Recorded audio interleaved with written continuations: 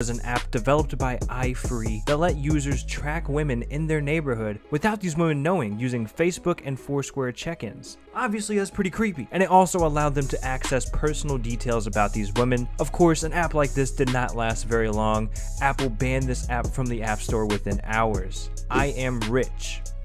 Have you ever wanted to flex on your friends so bad that you would spend $1,000 for an app that does absolutely nothing?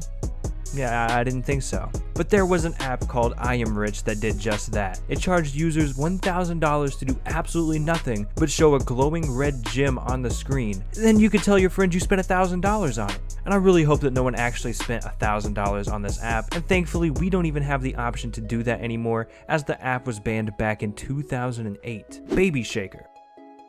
What do you imagine when you hear an app called Baby Shaker?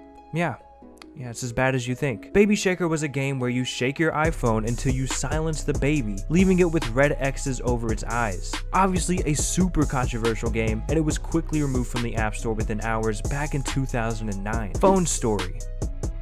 Phone Story was a game where you force people to mine minerals, and it kind of takes you through like this dark process of business that no one sees, where you have people working for nothing to make big companies richer. Or at least I think that's what they were trying to do with this game, but the controversial nature of this game ended up having the game removed from the App Store. KG Dogfighting.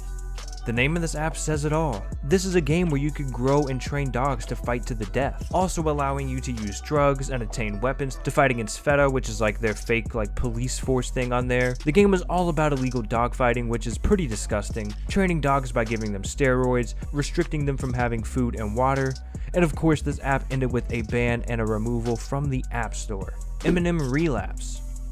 It turns out back in 2009, Eminem had an app based around one of his songs from his album Relapse. He had a song called 3 AM where he pretty much was like a serial killer in the music video, running around killing people like Jason, and the app was emulating just that. But due to the violence, this app ended up being banned as well. Me So Holy. The concept for Me So Holy was pretty simple. You were able to put a picture of your face onto a few different religious figures. But this app was met with a lot of backlash from religious groups, leading Apple to ban this app, saying that it was objectionable content. WikiLeaks. WikiLeaks is probably a name you've heard recently due to, all of the politics that just can't be escaped throughout the past, year or two. WikiLeaks is known for leaking government documents and other stuff surrounding the government, and they decided to make an app for this so that people could read their leaks on their phone. But the app ended up getting banned by Apple for violating the personal attacks part of the user agreement. Ghetto Tweets. The idea for this app was to take your friends' tweets and convert the words into slang. It was, meant to be kind of like a joke, but the app ended up coming off pretty racist, and after a lot of complaints, Apple ended up banning this app. X-Ray.